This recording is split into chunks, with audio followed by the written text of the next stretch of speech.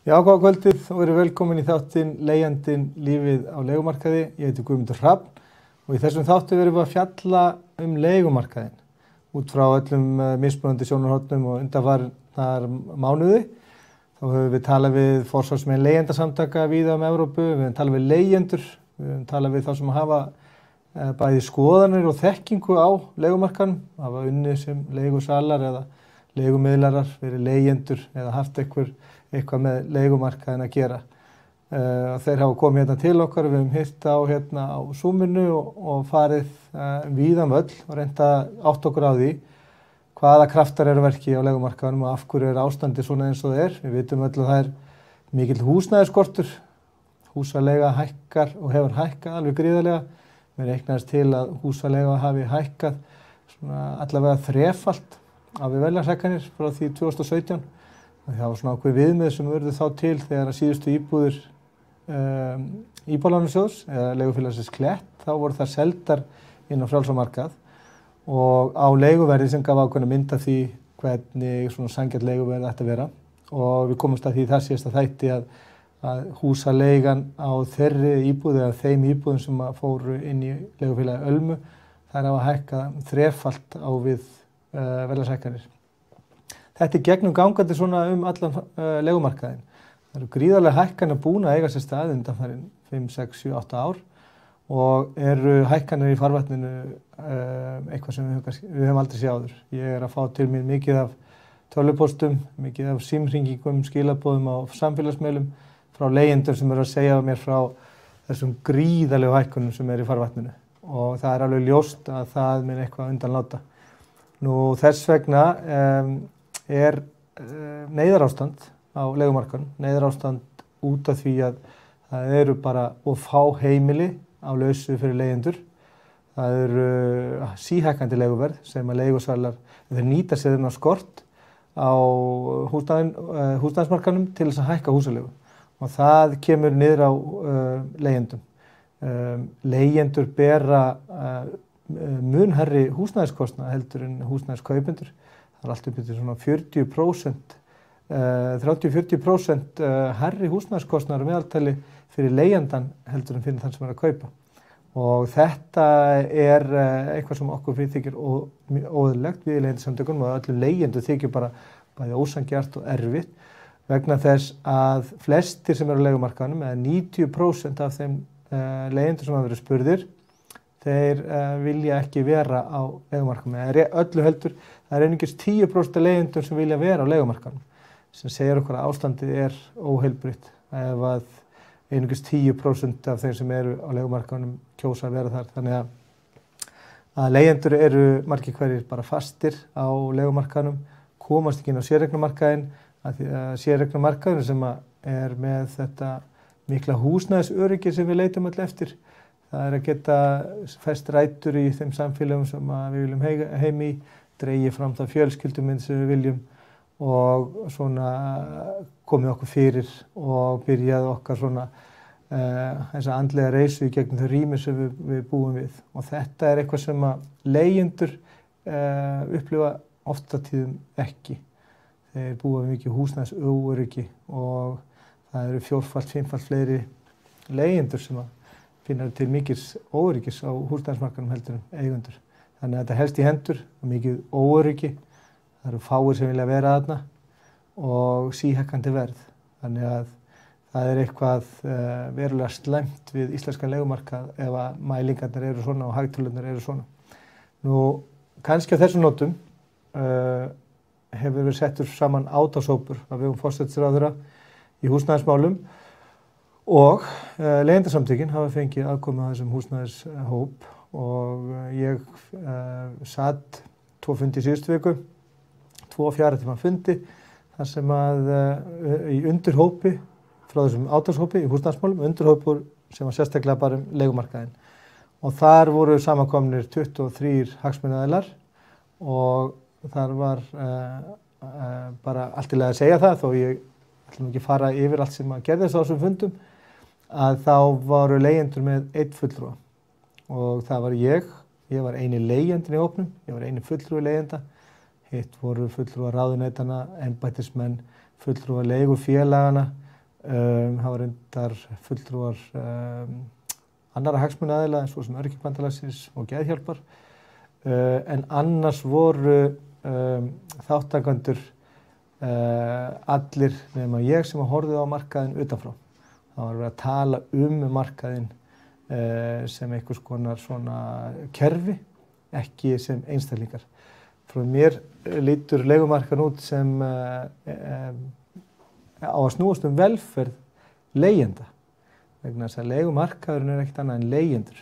Þetta á ekki að snúast það hvort að þetta sé hagkvæmt fyrir fjárfesta, heldur hver velferð leigjenda. Og hún oft fyrir borð borin og virðist vera oft svona í mína hlutverki en ætla mætti. Ég fór yfir þá sem fundum yfirvofandi hækkanir á húsaleigu. Við vitum að húsaleiga hefur hækkað, eins og kom fram hérna áðan. Hún hækkað mikið undanfarin ár. Hún var mjög íþyngjandi fyrir mörg heimili. Ég þekki þar sjálfur eigin skinni að þurfa að greiða tæplega 300.000 króna húsaleigu á hverju einasta mánuði til þess að halda heimili fyrir mig og börnin mín. Og ég sem betur fer við ágætis heilsu, hef ágætis vinnuþrek og get aflað tekna til þess að halda heimili. En svo ekki alla. Það mjög erfitt fyrir marga og ég hef tekið eftir því að húsaleiga bara almennt að fara upp fyrir 4.000 krónur á fermetrinn, sem að verða þrefalt herra heldur en leiguverð í Stokkhólmi. Stokkhólm höfuðborg Svíþjóðar og þykir Svíum nóg leiguverðið í Stokkhólmi. Þar fermetraverðið í kringum 1.500 krónur og þykir Svíum nóg. Hér leiguverðið komið upp í 5.000 kall sums staðar, en svona jafnaði 4.000 krónur fyrir svona 3-4 herbergja íbúð. Þannig að einhver þarf að borga þetta og við vitum það samkvæmt öllum mælingum að leigjendur tekjulægstu hópur landsins. Þeir búið við minnsta húsnæðisöryggið, þeir vilja ekki vera þarna og þeir búið við hæstu húsnæðiskostnaðinn. Þannig að leiga og húsaleiga, hún skapar fátækt. Það sem sagt leigumarkaðurinn sem orsök á fátækt hjá fólki í mörgum tilfellum. Ég hringdi fyrir jólin og á flest ef ekki öll hjálparstofnanir og góðgerðarfélög hérna í Reykjavíkursvæðinu til þess að spyrja starfsfólk þar hvort að skjólstæðingar hjálparstofnana væru almennt á leigumarkaðnum og það svari var að það væru allir, að minnstakosti 98%, en í flestum tilvikum sögðu starfsmenn að það væru bara allir þiggjendur aðstoðar væru á leigumarkaðnum. Þetta náttúrulega rosalega tölur og segir okkur það að vera á leigumarkaðnum og þurfa að borga dýra húsaleigu. Hún bæði skapar og í það minnsta viðheldur fátækt og við vitum öll að fátækt eitthvað sem okkur finnst vera smánarblettur á okkar ríka samfélagi. Okkur ríkasta samfélagi sem hefur verið til í mannkynssögunni, að við erum með þúsundir heimila í fátækt. Og við erum ekki með þetta í fátækt út af því að það erfitt að árferði hérna. Það ekki út af því að einhver þarf að borga fyrir eða léleg verðmætaframleiðsla. Og þetta ekkert eitthvað sem að hagnast samfélaginu almennt. Leigjendur eru ekkert að fórna sér sérstaklega fyrir velferð samfélagsins. Fórn leigjenda fer fyrst og fremst í vasa örfára leigusala. Þannig að í staðinn fyrir að leigjendur geti frjálst höfuð strokið og séð fjölskyldu sinni farborða, tekið þátt í samneyslunni og veitt sér kannski frí og veitt börnunum sínum gert dagamenn, að þá borga þeir 70-80% af ráðstöfunum fyrir sínu í húsaleigu. Og húsaleigan fer þá til leigusala og heldur uppi hans fjölskyldu eða inn í þessi fyrirtæki sem óðum að koma sér meira og meira fyrir á leigumarkaðnum. En við ætlum að ræða fátækt hérna í þættinum og við ætlum að ræða fátækt almennt, bara hvernig hún birtist og hvað hún gerir fólki og svo ætlum við að heyra aðeins bara hvernig þetta birtist á gólfinu hjá þeim sem að starfa við þetta. Við erum með 2 mjög góða gesti hérna hjá okkur í dag. Við erum með Ástu Dís Guðjónsdóttur sem að fer fyrir samtökunum PEP, samtök fólks í fátækt. Og svo ætlum við að tala við seinni þættur við Guðný Helenu sem hjá Hjálparstofnun kirkjunnar. En hún aðstoðar þá sem að leita aðstoðar til þeirra og á í samtölu veita fólk og getur sagt okkur aðeins frá því hvernig það er að vera í þessu starfi. Nú, við ætlum að byrja því að tala við Ástu Dís fátækt og hún hefur undanfarin 5 ár sem að þú er búin að vera forsvari fyrir samtök? 10 ár. Það eru 10 ár? 10 ár. Það eru 5 ár svona cirka síðan við hittust fyrst. Ég er svo litlu börnin, það er eiginlega ekki til nema það sem ég sé, sko. Það veist að maður ekki búin að ná þetta á það. Já, en þú er búin að 10 ár sem sagt. Þú er búin að 10 ár í forsvari fyrir samtök fólks. Síðan 2012 er ég búin að vera svokallega samhæfingarstjóri. Já. PEP. En þessi samtök, getur sagt okkur bara frá þessu samtökum? Hvað eru PEP og hvernig verða það til? Er þetta hluti af einhverju stærra batteri? PEP verður þannig til að við hér á Íslandi stofnum 2011 deild í EAPN, European Anti-Poverty Network, sem eru samtök sem eru í dag í 32 Evrópulöndum með höfuðstöðvar í Brussel.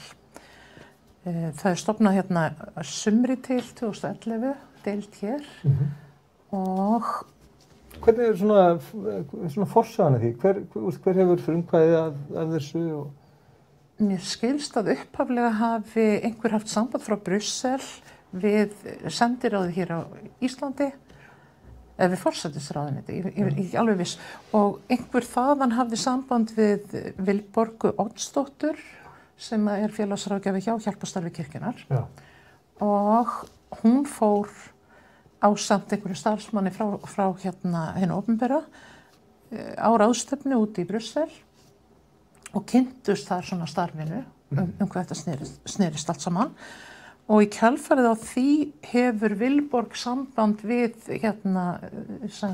aðila hér á Íslandi. Það er Öryrkjabandalagið og það er Sjálfsbjörg og félagið einstæðra foreldra og geðhjálp og ég man ekki alveg hvað það voru mörg upphaflega, en það verður úr að þau gerast aðildarfélög og stofna EAPN. Já, en þetta er svona frumkvæði, svona fyrsti sprotin sem kemur að utan. Já. Að þá Og í dag eru 9 aðildarfélög á bakvið EAPN á Íslandi. Já. Og síðan þegar erum við að taka þessi fyrstu skref, hvað heyrir það, þú veist, að vera EAPN, hvað er það að gera og hvernig, og svo kemur að utan að það þurfa að vera svona grasrótastarf fyrir fólk í fátækt, því að markmiðið er sem sagt að fá upp úr grasrótinni hvað vantar, fyrir hverju þarf að berjast.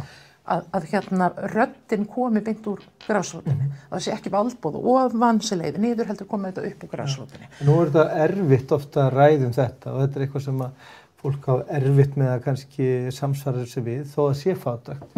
Ég sjálfur hef upplifað fátækt. Ó já, trúðu mér. Þannig að þetta hefur verið svolítið flókið að byrja. Þegar ég fæ þetta hlutverk og fer út í byrjun 2012 og fæði þetta hlutverk að verða samhæfingarstjóri, þá var náttúrulega ekkert PEP-starf og það voru engin eiginleg samtök fyrir fólk í fátækt. Og það var rosalega auðvelt að fá fólk til þess að koma og tala um það að þannig að þið endum saman. Hvað lífi geti verið erfitt og þetta geti verið mikið ströggl, en leið og ég notaði orðið fátækt, þá ætlaði bara enginn að tala um mig, þá mætti enginn. Þá kom enginn á fundi og þannig að þetta var... En þessi hugtakanótun að ná ekki endum saman, það var svona samfélagslega viðurkennt. Já. Þannig að fólk var tilbúið að ræða það hversu erfið lífsbarátta væri, kjörin væri slæm og þannig að ekki endum saman og alla þessa þætti, en orðið fátækt hafði svo ljótt stigma að það vildi enginn samsama sig með þessu og segja ég er fátækur eða ég bý við fátækt. Þannig að leið og við notuðum þetta orð og þá hurfu allir. En við létum samt ekki eiga að síga, við svona smátt og smátt stækkaði hópurinn og við fórum að mæta bara allstaðar sem einhver vildi hlusta, það mætti ég og talaði og smám saman breyttist viðhorfið og En þegar þið verið ákveðið við áskorun og hugrekki að þurfa í svona þröngum hópi að einmitt að ávarpa þetta stigma á bakvið þessu hugtak vegna þess að þú gerir það ekki þetta nóttu. Nei. Og einn af fyrirlesturinn sem ég hélt mjög við það hét einmitt sko fátækt er ekki aumingjaskapur. Af því það þurfti beinlínis að stafa það ofan í fólk að þú býrð ekki við fátækt af því þú nennir ekki að vinna. Þú býrð ekki við fátækt af því þú drekkur bara áfengi og heldur ekki vinnu. Þú veist, það er ekki fólki sem býr við fátækt. Það er, þú veist, það er annað sem liggur þar á bakvið. Það er ekki aumingjaskapur að búa við fátækt. Oftast nær er þetta fólki sem að lendir á milli kerfa. Það dettur niður í þessi gil sem að eru í kerfinu. Þannig að kerfið nær ekki að grípa, öryggisnetið grípur ekki þetta fólk og svo margt gerist í kjölfarið að fólk fer að upplifa lífið lemur svolítið á því. Það upplifir valdaleysi, það er ekki hlustað á það, það hefur ekki rödd út í samfélagi, það getur ekki sagt frá því hvað er að gerast. Af því að það eru svo fáir sem hlusta og þeir sem hlusta hafa kannski ekki það vald sem þarf til þess að breyta kerfinu, til þess að takast á við hvað er að gerast. Þannig að það er líka einn af ástæðunum fyrir því að það er talað um sko að fátækt erfist. Og það er ekki bara þetta hlutskipti að þú sért ekki með peninga heldur, það er félagslegu þættirnir. Það er þetta viðhorf einhvern veginn samfélagsins til þín og viðhorf þitt til þess að vera í þessari stöðu. Allt saman helst þetta í hendur. Þannig að ef þú ert á annað borð komin í þá stöðu að búa við fátækt, að þá er mjög sjaldgæft að þú sjálfur einn og sér getur breytt þeirri stöðu og komist út úr henni. En það er oft á tíðum þessi saga sem okkur er sögð. Þetta sé svona, við höfum þetta í hendi okkar, við getum bara breytt okkar eigin örlögum. Og það er ofta tekin svona þessi sýnidæmi þessa einstaklinga sem eru sko framúrskarandi og þeir eru settið sér við með og notaði til þess að eins og sem að sletti að shama hina, okkur gerur ekki eins og hann sem að samdi tónlist og var frægur tónlistarmaður og braust og fátækt. Það eru sett oft svona viðmið og ég þekki það bara svona sjálfur af því að ég hef þurft að horfa á mína stöðu og mitt umhverfi og mitt svona uppfylltiskilyrði og svona að þá er oft svona þegar maður er að ávarpa sína stöðu að það hafi nú aðri verið í svo stöðu sem hafa brotist úr henni. Það er náttúrulega til í dæminu alltaf svona, það er alltaf einn og einn sem kemst upp á Everest en við getum ekki gert ráð fyrir það að gera allir það sko. Nei, en hvað heldur þú að það séu margir hæfileikaríkir einstaklingar sem hafa, hvað ég að segja, dagað uppi vegna þess að þeir höfðu kannski tónlistarhæfileika eða hvaða hæfileikar sem svona voru, sem fá ekki að blómstra og einstaklingarnir sjálfur reyndu kannski að komast upp úr sinni stöðu en það er einhvern veginn þannig að þegar þú hefur ekki hvatninguna heimanna frá þér, þegar þú hefur ekki þessa uppbyggingu sem þarf og þennan stuðning og utanumhald að þá hættiru, þú kannski ferð á handboltanámskeiðið sem að var reddað fyrir þig en þú átt ekki fötin, þú átt ekki réttu fötin til þess að fara og smám saman finnur að, þú veist, frá krökkunum að það er eitthvað svona... Þetta snýst sjálfstöð líka? Já, það er eitthvað svona, þið hættir að langa að fara, hvort sem er af því að krakkarnir viðmót barnanna eða af því þú veist að mamma hefur ekki efni á að kaupa réttu strigaskóna sem þarf í þetta sem þú ert að fara. Þannig að þá dregur þið tilbaka og þú hættir og þegar þú ert búin að hætta í einu að þá er miklu auðveldara að hætta í næsta og næsta og ef þú hefur ekki eitthvað hvata heimanna frá þér, mömmuna sem segir nei, þú verður að klára þetta námskeið af því nú ertu búin að skuldbinda þig til þess að vera á því og tekur þetta spjall og þessa hvatning og þennan stuðning alla leið að þá ertu bara allt í einu komin í það minnstur að hætta. Þegar að hlutinni verða erfiðir að þá kanntu ekkert annað en að hætta. Og þarna finnst mér svo sterkt að þurfa að koma inn þessi jafningafræðsla, þessi stuðningur, þessi uppbygging sem við erum að reyna að koma í okkar starfi til þess fólk sem er að vinna með okkur. Þetta snýst ekki bara að opna dyrnar og eitthvað tjekki frá borginni. Þetta snýst meira. Þetta snýst valdeflingu og hvatningu til þeirra sem að kannski upplifa hann ekki í sínu umhverfi. Akkurat. Og það er oft eins og ég ræddi við yfirþjálfa á síðasta föstudag sem talaði streitueinkenni inn á heimilu þar sem búa í fátækt, að þar væri svona rými fyrir andlegan stuðning og fyrir hvetjandi andrúmsloft vegna streitu sem kemur í kjölfar fátæktar, að það sé oft bara minna þetta, það sé ekki hægt að gera sömu kröfur til frumkvæðis, til sjálfsvaldeflingar fátækra barna eins og til annars. Svo satt og rétt að bara, þetta er algjörlega málið.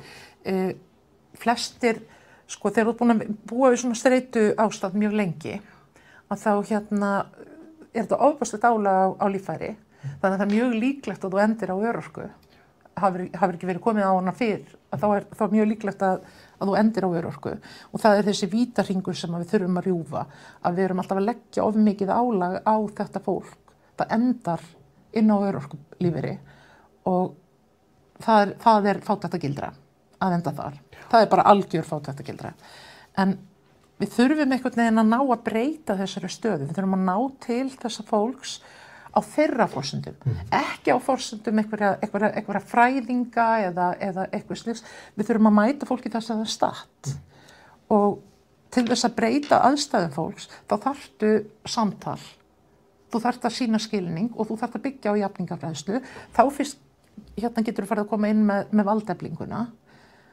Og mér finnst fátt jafn dásamlegt eins og þegar fólk sem kemur inn í starfi hjá okkur fer að valdeflast og ég sé allt í einu hvernig það fara að taka svo miklu betri ákvarðanir í sínu lífi. Það er hægt að láta reka á reiðanum vegna þess að þegar álagið verður of mikið, hvað gerur ég? Ég veit hvað ég gerði. Fyrir 20 ára síðan, ég skreið upp í rúm, ég fór undir sæng. Ég fór með börnin mín á leikskólan, svo fór ég upp í rúm og undir sæng og ég beið þar eftir að dagurinn liði, vegna þess að ég gat ekki tekist á við hann, vegna þess að ég vissi það að ég átti ekki peninga til að gera neitt, ég hafði ekki orku í að gera neitt. Þetta ástand var búið að vera svo ofboðslega lengi að það hafði áhrif á allt. Og auðvitað gerðist ekkert á meðan ég lá undir sæng. Heimurum var, þú veist, þegar ég fór að hugsa það eftir hverju var ég að bíða. Auðvitað var ég bara að bíða til því að heimurinn væri breyttur þegar ég kæmi undan sænginni. Og það er ekki eitthvað sem gerist. Nei, en við þurfum sjálf að stíga einhver skref og við þurfum alltaf að fá stuðning einhvers staðar. Já, ég þekki þetta bara persónulega sjálfur. Ég hef átt svona tímabil þar sem að mér hefur fundist bara yfirþyrmandi svona framtíðarhorfur mínar og það að vera fastur á þessum stað og í rauninni að hvað sem ég hef gert undanfarin ár til þess að breyta stöðu minni hefur ekki tekist, hefur ekki gagnast mér að tillitund eins og ég ætlaði. Þannig að þetta fyrir mig meira að segja, sko, sem að býfið ágætis heilsu og býfið þau tækifæri sem að svona lífið hefur veitt mér, að mér hefur fundist þetta sjálfum ofta til mjög yfirþyrmandi og einmitt eina lausnin sem ég hef síðastundum í mínum stöðum einmitt að bara skrifa undir rúm og svona bíða eftir að dagurinn líði og svona vegna þess að þetta er yfirþyrmandi. Og ég get svona, ég get ekki sett mig í spor, sko, ég get svona ímyndað mér hvernig þetta er fyrir fólk sem býr í alvöru við fátækt, þess að foreldra sem að get ekki veitt börnunum sínum og horfa upp á börnin sín, fara í gegnum uppeldið án þess að kannski að geta veitt þeim það sem að svona jafningarnir fá, vera svo í stöður í sektarkennd yfir því, það er sem að veldur streitu, veldur kannski skertum tengslu við börnin vegna sektarkenndar. Og veldur því að þú leggur kannski áherslu á vitlausa hluti af því að þú ert með svo mikla sektarkennd gagnvart barninu þínu, fyrir að geta ekki veitt barninu þínu, eitthvað svipað og börnin í kringum það er að fá, og þú ferð kannski að leggja áherslu á ranga hluti. Hættir að leggja áherslu á hvað þið geti gert skemmtilegt saman. Þú gefa því eitthvað. Og já, þannig að þú hættir að hafa einhvern veginn getuna til að gleðjast yfir því smáa. Já, ég hef sjálfur tekið eftir þessu bara í fólki sem ég þekki sem fátækt að það er einmitt að svona fyll í eitthvað hyldýpi svona sem að býr innan með því. Og þegar þú ert í hyldýpinu eða undir sænginni, það geta alveg verið einhver tækifæri þarna í kring, en þú sérð þau ekki af því að þú ert bara ekki á þannig stað að þú geti komið auga á þau. Og leið og fólk fer að taka fyrstu skrefin út fyrir og fer að hitta aðra sem að hafa reynslu af nákvæmlega þessu sama, að þá það er svo gaman að sjá hvernig sko, fólk vaknar, opnar augun og fer að koma auga á ýmis tækifæri og oft þarftu bara að leiða þau sko, af stað fyrstu skrefin, veita stuðning fyrstu skrefin og svo fer fólk og blómstra sjálf. Og þetta sko, stóru verkefni er líka það að fá fólk til þess að vera viljug til þess að ávarpa stöðu sína. Þú ert að segja að þessi einfalda innan gæsalappa ákvörðun að ávarpa stöðuna, sækja í félagsskap þeirra sem eru í svipaðstöðum, að það getur hleypt af stað ákveðin svona jákvæðri svona orsakakeðju, þar sem að ákvörðun að verða betri og hugsanlega einmitt einhvers konar frekari innri ró sem veldur því að þú ert kannski ekki að taka ákvarðanir sem eru kannski ekki heilbrigðar í fjármálum. Það er erfitt að vera að taka slæmar ákvarðanir í fjármálum þegar þú ert kannski 50.000 krónur neyslu fé á mánuði og það er oft á tíðum svona gaslýsing að tala fjármálaleysi við fátækt fólk. En þú ert að segja að það eru ákveðnir svona jákvæðnar breytur sem að verða til þegar fólk gengst við stöðu sinni, fyrir að sækja félagsskap annara og fyrir svona átta sig á bæði samtakamættinum og það er ekki eitt, það eru svona samfélag að sækja. Það er svona einhvern grunn til að sækja í sem gefur þér festu og þá ferðu miklu frekar að taka ákvarðanir af því að þú getur farið og sagt, þetta var rosalega erfitt, ég gerði það samt og svo færðu svona smá feedback og smá ráðleggingar og fólk segir hvernig því gekk að taka svipaðar ákvarðanir og þá finnur sko, þú veist, já, þetta er rétt og þá er tilbúin að taka næsta skref. Þú veist, ef þú hefur ekki þennan stuðning og þennan grunn að þá og þú ert stanslaust að velta fyrir þér, á ég að kaupa þetta fyrir þessa krónu eða á ég að gera þetta, að þá ertu einhvern veginn komin út í það að þetta snýst allt ákvarðanir, mismunandi ákvarðanir og þér finnst þú ekki hafa getu. Ég man eftir að hafa tekið tímabil þar sem að sko ég treysti mér ekki einu sinni til að ákveða hvað þetta fyrir í matinn, af því að bara ég get ekki tekið fleiri ákvarðanir í dag. Nei, ég veit. Bara, þú veist, þetta er bara komið. En manstu eftir því sjálf, og ég hef talað við fólk, mikið af fólki upp á síðkasti sem að býr við mjög slæmkjör út af hárri húsalegum. Manstu eftir sjálf þessu samhengi hvað húsnæðiskostnaður var íþyngjandi og var hluti af því að skapa þínar aðstæður? Já, ég man eftir því að það var vissulega stór hluti en þegar ég var á leigumarkaðinu þá var það ekki jafn stór hluti og er í dag. Nei. Þannig að það sem kom meira niður á mér var þetta óöryggi þegar ég var einstamóður á leigumarkaðinum að ég held ég hafi flutt 8 sinnum á 5 árum og það gerir ákveðið rótleysi. Það er þetta, þú veist, á maður að vera að taka upp úr þessum kassum og koma sér fyrir hérna, þú veist. Ég meina, verður mér ekki bara sagt upp leið ég er búin að koma mér fyrir. Það er þetta óöryggi og vera að flytja á milli mismunandi hverfa og mismunandi borgarhluta og jafnvel á milli, var náttúrulega ekki á sama búi í Kópavogi og búi í Garðabæ og búi í Reykjavík, þannig að þurfa að sækja alltaf stuðning upp á nýtt sem einstamóðir þegar maður skipti bæjarfélag.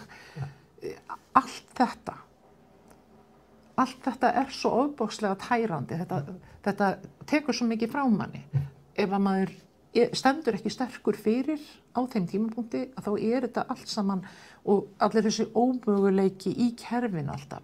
Að þú kemur og þú ætlar að sækja eitthvað og þú ert senda alveg út á söður. Já, þannig að sko húsnæðisaðstæður, bæði íþyngjandi húsnæðiskostnaður og húsnæðisóöryggið, það er svona, ef ég skilur rétt, grunnurinn að því þessari sko vanlíðan eða þessari svona andlegri stöður sem þú ert í, það er þetta óöryggi. Já, alveg tvímælalaust, það er þetta óöryggi og það smitast líka yfir á barnið. Ef þú ert að flytja á milli skólahverfa, það er ofboðslega mikið óöryggi. Já, ég hef heyrt það í mörgum samtölum við leigjendur að það sé mikil sektarkennd í því að fyllir fólk mikil sektarkennd að flytja með börnin sínum milli hverfa vegna þess að þetta er mjög erfitt fyrir krakka. Þetta er erfitt fyrir okkur og svona getur rétt ímynda hvað það er fyrir 12 ára barn að þurfa stanslaust að flytja milli hverfa og svo endanum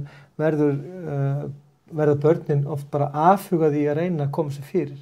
Þau eru bara búin að læra það og svona skilyrt þessi hegðun að það tekur því ekki fyrir mig og verður þá afhugað. Ég var kennari í 3 ár og ég sá svona börn sem að reyndu ekki eins og að eignast vini og reyndu ekki að koma sér fyrir vegna þess að þetta var tímabundið ástand. Þannig en mér langar að fara onni í skilgreininguna á fátækt. Ég las grein ávarp eftir því frá 2017 þar sem voru að fara yfir þessa þætti vegna þess að það eru bara til mjög góða skilgreiningar á því hvað fátækt er og sko bara aðeins fara yfir, þetta eru 9 atriði þannig að sko fólk áttur sig á því að fátækt er ekki einhver tilfinning einhvers eða þetta eru bara mælanlega stærðir og við getum alveg bara sett hakað í þessar stærðir og ég var að lesa þetta núna í síðustu viku og ég áttaði mig bara á því að ég er sjálfur bara fátækur vegna þess að þó að ég þéni ágætlega mínu mati, ég var reyndar að skoða þetta í svona samhengi við síðustu 10 ára þá finnst mér bara þjónusta mín ekki góð en ég hef gat tikkað í nokkur af þessum boxum og það var til dæmis eitt boxi sem segir hefur lent í vanskilum húsnæðislána eða annar lána vegna fjárskorts á síðustu 12 mánuðum. Já, ég hef sannarlega, þó ég sé ekki með húsnæðislán, hefur ekki efni á að fara árlega í vikulangt frí með fjölskyldunni. Ég hef ferðast innanlands og ég hef líka farið erlendis, þannig að ég hef gert það. Hefur ekki efni kjöt og fisk eða sambærileg grænmetismáltíð að minnsta kosti annað hvern dag. Þetta veit ég að margir búa við. Getur ekki mætt óvæntum útgjöldum. Ég held að sé flestir leigjendur, minnsta kosti þessum ég þekki, að þeir ná mjög illa safningssjóði og það sýnir sig bara á allir tölfræði að fyrsta frumforsenda leigjenda fyrir að safningssjóði er að reyna að kaupa svo íbúðir. En við sjáum bara af leigjendatölunum eða tölum á leigumarkaðnum að það eru eingöngu 1–1,5% af leigjendum eldri en 34 ára sem að komast út á leigumarkaðnum. Þannig að sagan er nákvæmlega þannig að leigjendur ná ekki að safna sér í sjóði. Nei, þetta er hópurinn sem á bara virkilega erfitt ef að ísskápurinn gefur sig eða þvottavélin verður ónýtt. Já. Og svo hefur hvorki efni á heimasímanum farsíma, hefur ekki efni á sjónvarpstæki, þvottavél, hefur ekki efni á bíl, hefur ekki efni á að halda húsnæðin sínu nægilega heitu. Þetta eru svona samevrópsk þessar mælistikur. Já. Og það eru margar fjölskyldur á Íslandi sem að falla undir þessar skilgreiningar. Það eru nokkur þúsund heimili að þið talið sem búa við þessa skilgreiningu á fátækt þó að enn fleiri fjölskyldur búa við mjög íþengjandi húsnæðiskostnað. Við sáum bréf sem að umboðsmaður barna fékk 2017 frá leigjendasamtökunum þar sem að vera að tala skyldu ríkisins og sveitarfélaga til þess að útvega heimilum húsnæði á viðráðanlegu verði og það kemur skýrt fram í lögum húsnæðismál og barnasáttmálunum sem er lögfestir í Íslandi að ríkinu skylt samkvæmt alþjóðalögum að tryggja foreldrum þá aðstoð sem þurfa til þess að geta tryggt barni sínu öruggt og gott húsnæði. Og það þýðir þá væntanlega að það má heldur ekki steypa þeirri fjölskyldu í fátækt. Það má ekki vera kostnað þess á velferð fjölskyldunar að útvega í húsnæði með svo íþengjandi húsnæðiskostnað að það getur ekki frjálst höfuð strokið. Upplifðir þú það þegar þú í samtölu þínu við fólk sem á erfitt með að ná endum saman og skilgreind sjálfsins sem fátækt og fellur undir þessar skilgreiningar að húsnæðiskostnaður að hann sé almennt það sem að skapar og viðheldur fátækt. Þetta er náttúrulega oftast langstærsti útgjaldaliður fólks. Já, þetta er langstærsti útgjaldaliður og sko í þeim hóp sem er hvað virkastur hjá okkur er meiri hlutinn að leigja hjá félagsbústöðum og þá með húsnæðisbætur og sértækar húsnæðisbætur og að greiða þetta sem sagt allt frá 100 upp í 200.000 krónur í leigu eftir að búið að draga það frá. Ja. Þannig að og þetta fólk sem kannski með 300.000 jafnvel minna í bætur. Sko þetta fólk sem yfirleitt að fá svona í kringum 250.000 krónur útborgað. Ef það fær meira þá það að fá per barn. Sem sagt það sem lagt á móti meðlagi til barna. Já.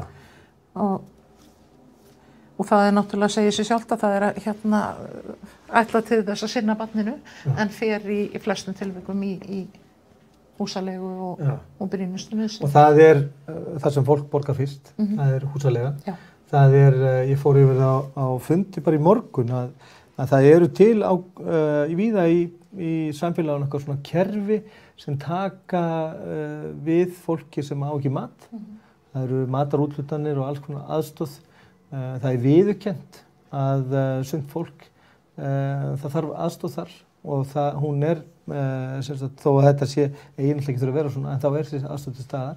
Þessi aðstoð ekki til staðar varðandi húsnæði þannig að fólk getur miklu síður og hefur miklu... En staðan hefur líka breyst töluvert bara á síðustu 10 árum vegna þess að það sem að hjálparstofnanir að fá til að úthluta minna núna heldur en var. Þannig að í rauninni aðstæðan svo þú færð ekki, þú færð ekki jafn mikinn mat og þú fékkst áður fyrr. Af því það bara minna til skiptana fyrir fleiri. Já. Þannig að þegar fólk búið suma mánuði fólk bara með ofboðslega lítið. Þegar búið að borga sinni reikninga þá það ofboðslega lítið eftir til þess að klára mánuðin. Og fer þá og leitar á náði mæðursystemdar og Fjölskylduhjálpar Íslands og í Hjálparstarf kirkjunnar. Og það sem það fær frá þessum 3 stöðum dugir ekki til, þú veist, ef að fólk á ekki neitt, það dugir ekki til að brauðfæða fjölskylduna út mánuðin. Þannig að það hlýtur eitthvað annað að þurfa að koma til. Það hlýtur að þurfa að skoða stöðu þessa fólks betur og styðja við það á einhvern annan hátt. Því þetta neyðarúrræði og sem slíkt frábært. Ég ekki gera lítið úr neinu því að þarna fólk að vinna alveg frábært starf. En það bara fólk sem í svo mikilli neyð að það þarf meira en þetta til þess að lifa mánuðinn af með sinni fjölskyldu. Þannig að það verður að fara endurskoðað og stærsti, eins og ég segi bara allstaðar sem kemur, stærsti einstaki hópurinn innan fólks í fátækt fólk sem á örorkulífeyri og einstæðir foreldrar. Einstæðir foreldrar á örorkulífeyri. Þeir eiga bara ekki möguleika á að ná endum saman. Þetta eru staðreyndir sem við þekkjum og þið kæra áhorfendur. Þetta eru bara staðreyndir í okkar samfélagi. Það stór hópur af okkur leigjendum sem næri ekki endur saman, leigjendur sem búa í fátækt. Húsnæðiskostnaðurinn íþyngjandi og stærsti útgjaldaliður okkar og þar með oft á tíðum þar sem býr til aðstæður okkar, fjárhagslegar og félagslegar aðstæður sem oft á tíðum áhrif á heilsu okkar og geta okkar til þess að njóta lífsins og brauðfæða og annast afkomendur okkar og fjölskyldu og svona okkar tengdanets. Nú við ætlum að ræða við Guðný Helenu frá Hjálparstarfi kirkjunnar eftir augnablik og svo ætlum að ræða við hana hvernig þetta birtist henni þegar þar sem hún starfar við Hjálparstarfi kirkjunnar. Nú ég vil þakka þér kærlega fyrir Ástadís fyrir að vera með okkur í dag og ræða við okkur þetta brýna erindi og ég vona að skilaboðin nái eyrum þeirra sem hafa með þessi mál að gera og komið því þannig fyrir að fjölskyldur hér á Íslandi getum frjálst og strókið og notið þessara miklu gæða sem okkar land hefur upp á að bjóða. Bara takk fyrir að bjóða mér og ég trúi því að dropinn hóli steinin. Hann gerir það sannarlega eftir augnablik.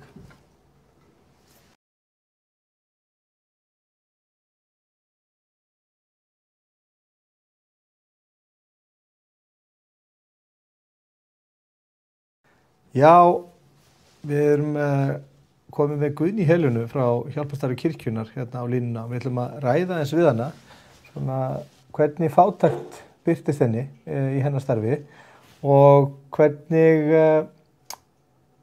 húsaleiga eða húsnæðiskostnaður, hvaða áhrif hann hefur á fátækt fólks og hvort að hann hrindi af stað einhvers konar dóminói sem að hugsanlega endar í heilsubresti eins og Ásta Dís kom inn á hérna í viðtalinu áðan, að þá getur svona íþyngjandi aðstæður sem skapast vegna hás húsnæðiskostnaðar og fátæktar leitt af sér alls konar heilsubresti, bæði andlega og líkamlega og haft félagslegar og afleiðingur og skapa persónuleg áföll. Og Guðný Helena, hún félagsráðgjafi hjá Hjálparstarfi Kirkjunnar, ekki rétt, vertu velkomin. Takk fyrir, jú, það er rétt. Já. Nú, ég hringdi í allar þessi góðgerðarfélög sem starfa hérna á höfuðborgarsvæðinu og sinna fátækum fjölskyldum með matarútlutum og alls konar aðstoð fyrir jólin, og þar bar ég upp þessu spurningu hvort að almennt skjólstæðingar stofnana væru leigjendur, og flest ykkar svöruðu já. Er það þín tilfinning að þeir sem að leita til ykkar eftir mataraðstoð og aðstoð til þess að brauðfæða og draga fram svona fjölskyldulífið séu fólk á leigumarkaði? Já, algjörlega. Ég held að eins og komst inn á þann að það er alveg vel yfir 90% sem eru á leigumarkaði. Já. Og hefurðu tilfinningu fyrir því að þetta sé húsnæðiskostnaður sem að sé svona það sem að skapar og viðheldur þessum fjárhagslegum aðstæðum fólks? Algjörlega. Ég til dæmis bara í síðustu viku þá var ég að fá fólk til minna sem að þau eru jafnvel að fá 300.000 kannski frá félagsþjónustunni og húsnæðiskostnaður var sama upphæð. Já, það er 300.000 krónur þar sem fólk hefði í rauninni til ráðstöfunar og það fór allt í húsaleiguna. Já. Þannig að þetta erum við að tala. Já. En þá er náttúrulega eigoð eftir að fá húsaleigubætur sem er kannski fyrir þá sem búið í Reykjavík þá er mest 90.000.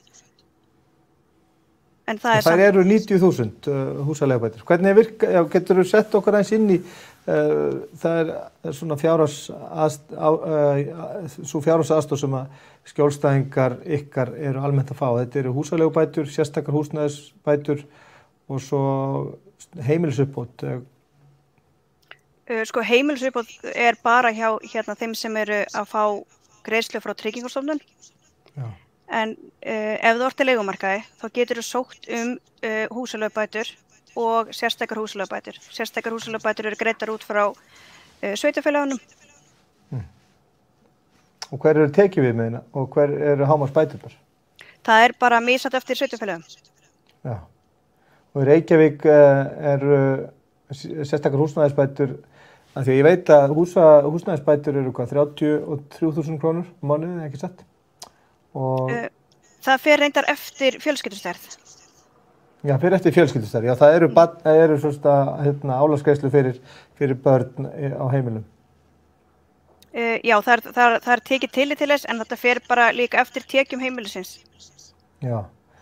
Nú, ég veit að skerðingamörkin liggja hérna einhvers staðar rétt undir tæplega 400.000, þannig að það segir sér svolítið sjálft að ef að húsaleiga er almennt fyrir 4 manna fjölskyldu eða 5 manna fjölskyldu er að nálgast 300.000, að ef að skerðingarnar byrja þegar að tekjuðin er nálgast 400.000 þá má eiginlega segja sér að þú er komin í vonlausa stöðu.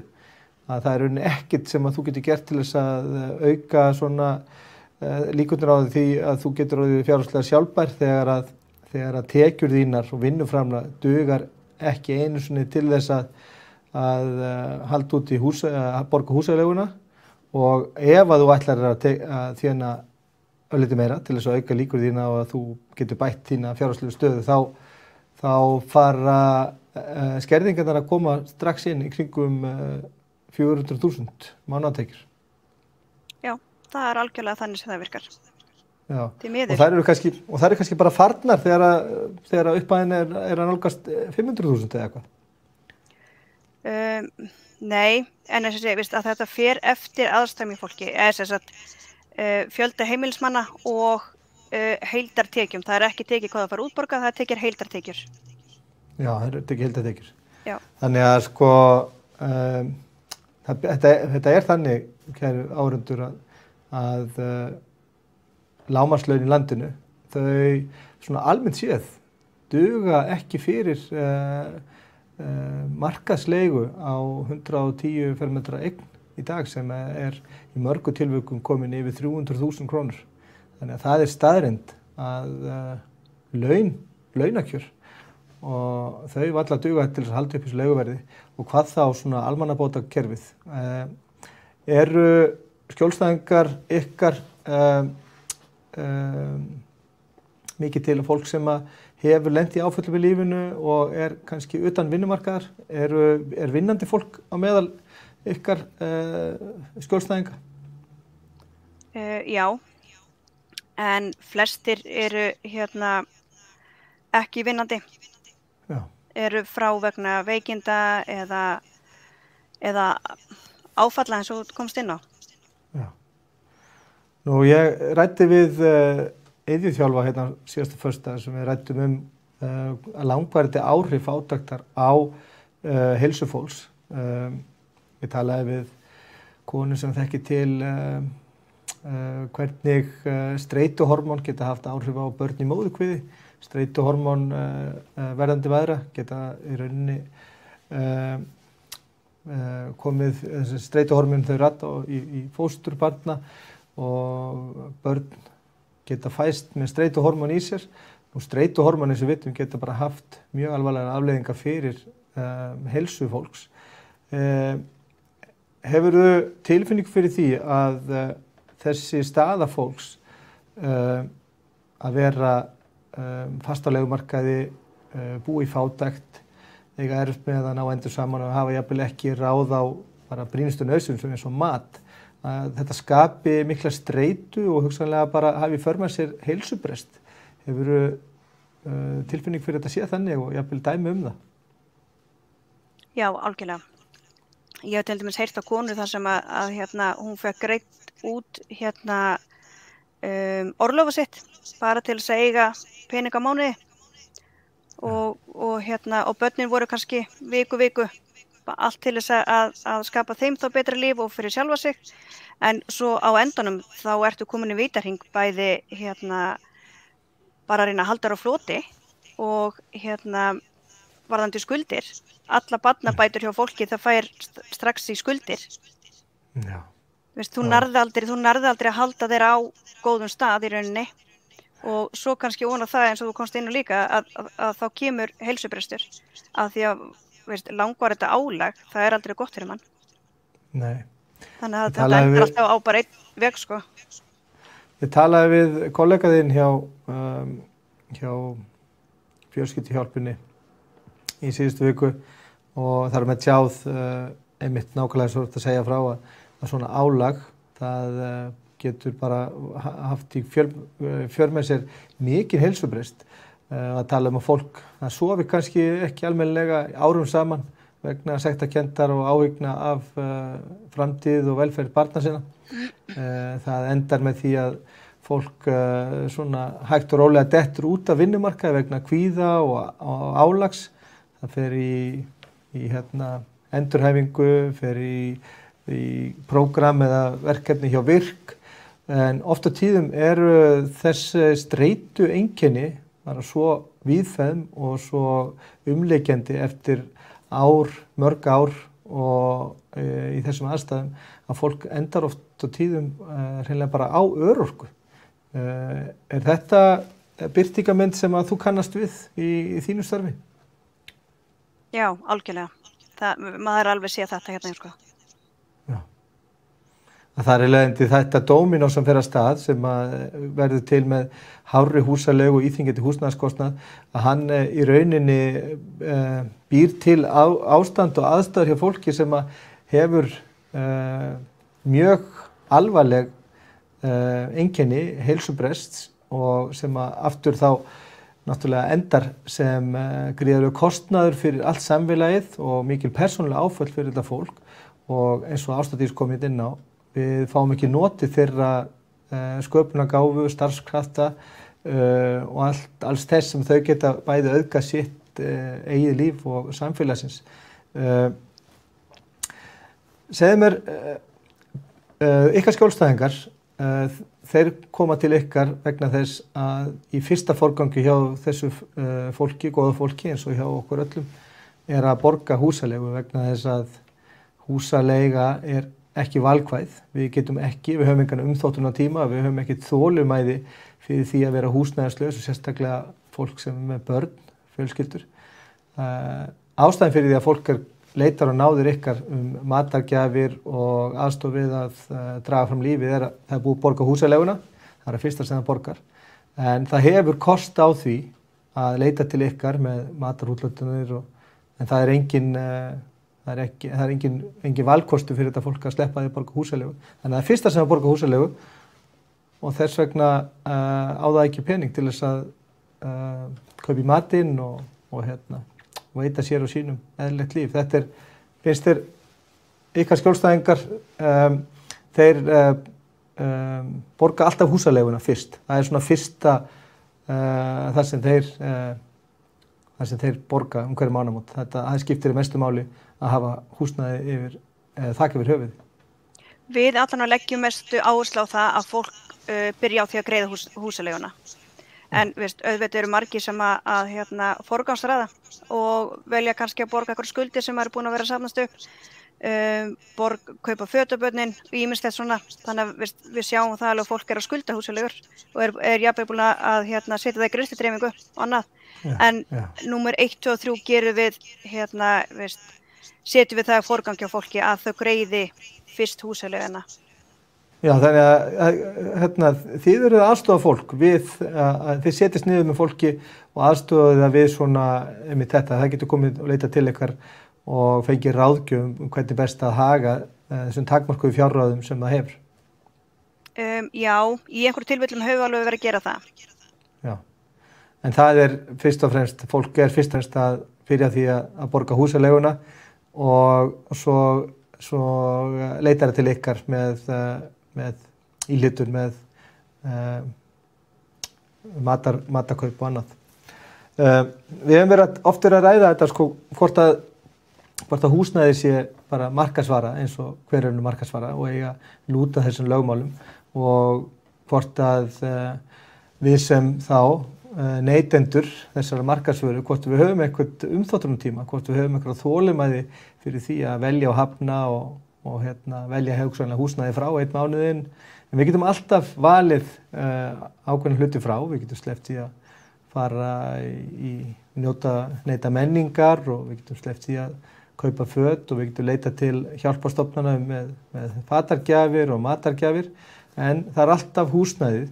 Húsnæðiskostnaðurinn eitthvað sem leigjendur byrja því að borga og hann veldur þessari stöðu og þess vegna náttúrulega fingri táru taki að þeir sem að rukka húsaleigu skuli hafa hana svona háa, en þeir vita það náttúrulega, þetta það fyrsta sem við borga og þú segir það sjálf, Guðný, að þið leggið áherslu á að fólk borgi húsaleigu vegna þess að það mikilvægast að halda heimili og hafa þak yfir höfuðið.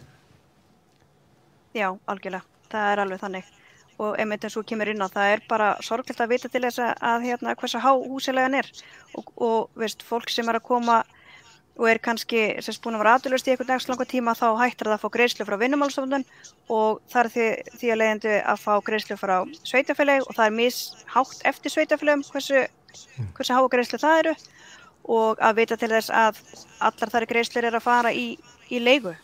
Það náttúrulega bara, aldrei að fara að ganga upp. En hefur þú tilfinningu fyrir því svona undanfarin 2, 3, 4 ár, hefur þú tilfinningu fyrir því að leiga sé að hækka mikið? Er fólk að nefna háan húsnæðiskostnað við ykkur og síhækkandi leiguverð? Já, algjörlega. Ég reyndar hef bara unnið hér í rúmt ár. Já, nei, fyrir ekki að vera 2 ár. Það að ég tiltölulega ný útskrifuð.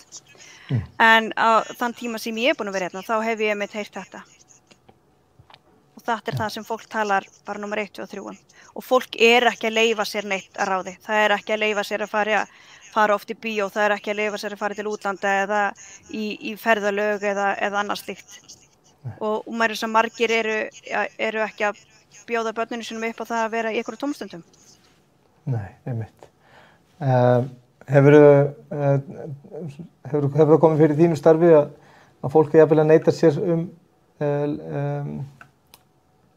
læknisþjónustu, heilsurækt, dægradvöl, næringu? Eru dæmið það að fólk sé rauninni bara að viðhalda bara lágmarks svona líkamsstarfsemi til þess að tóra út mánuðinn? Já, ég hef alveg heyrt það, en sem betur fyrir þá heyrir maður nú ekki rosa mikið það, en það er alveg eitthvað sem ég hef heyrt að fólk, borða kannski þegar börnin eru búin að borða, bara til þess að börnin fái mat. Já, og leysi ekki út lífið sín og sleppi því að fara í sérlækna heimsókn og svona. Margir eru bara ekki að fara til læknis, hvorki læknis neða tannlæknis og bara eru ekki að veita sér nauðsynleg lyf sem það þarf á að halda. Þannig að við höfum í einhverju tilfellum verið að aðstoða með lyf, en það er alls ekki öll lyf sem við getum leyst út, þannig að, og við því miður þá held ég að öll hjálparsamtök eru á þeim stað að við getum ekki aðstoða eins oft og við myndum vilja, en svo ástakum inn á þann. Já, það er bæði hefur fjölgað í þessum hópi eða eru bara fjárframlög að vinni eða hver er ástæðan? Ég myndi segja bæði. Þeir náttúrulega ef að það lækkar það sem við fáum til umræða hverju mánuði, þar lendi getum við aðstoða færri og það eru fleiri að koma til okkar. Það hefur alveg verið aukning. Já, ég er fyrir fram að mig grein frá Hagstofunni sem talar aukningu á heimilum, fjölgun heimila sem að búa við íþyngjandi húsnæðiskostnað og undir lágtekjumörkum. Þannig að það fjölgar í þessum hópi. Þannig að þið finnið fyrir því og þá er ákallið væntanlega að það þarf að koma til móts við ykkur vegna þess að þið eruð að aðstoða veikasta og varnarlausasta hópin í okkar samfélagi. Algjörlega, það er bara algjörlega þannig. Og við erum að þetta er svo stór og breiður hópur sem við erum með. Og og húsnæðiskostnaður er bara númer 1 og 3 það sem að fólk talar um. Já, þetta er akkurat það sem að ríma við þessu svör sem ég fekk frá hjálparstarfi kirkjunnar, mæðrastyrksnefnd, fjölskylduhjálp, samhjálp og hjálparsernum þegar ég hringdi í desember og til þess að taka stöðuna á skjólstæðingu þeirra. Ég vil þakka þér kærlega fyrir, Guðný Helena, fyrir að vera með okkur og segja okkur frá því hvernig þetta birtist ykkur hjá hjálparstarfi kirkjunnar. Kæra þakkir fyrir að vera með okkur. Takk fyrir. Já, þetta er búin að vera sérlega fróðlegt að fá að heyra þessar sögur og frá þessum góðu konum sem að hafa verið að fjalla fátækt, þetta stóra samfélagslega mein sem við búum við, hvernig þetta birtist fólki sem er að vinna á gólfinu. Fátækt skapar heilsubrest og heilsubrestur skapar mikið af kostnaði fyrir samfélagið. Þannig ekki bara kostnaði fyrir samfélagið, þannig líka bara þetta eru einstaklingar þarna bakvið og það eru einstaklingar með drauma og vonir og réttindi til þess að eiga gott og fallegt líf, réttindi til þess að draga fram þá fjölskyldumynd sem að það vill og veita börnunum sínum og sínu nærumhverfi það besta af sjálfu sér. Húsnæðiskostnaður á leigumarkaði, hann kemur í veg fyrir það í mörgum tilfellum og því þurfum við að breyta. Ég heiti Guðmundur Hrafn, þið hefur verið að horfa á þáttinn Leigjandinn, lífið á leigumarkaði. Við sjáumst aftur næsta þriðjudagskvöld. Verið sæl.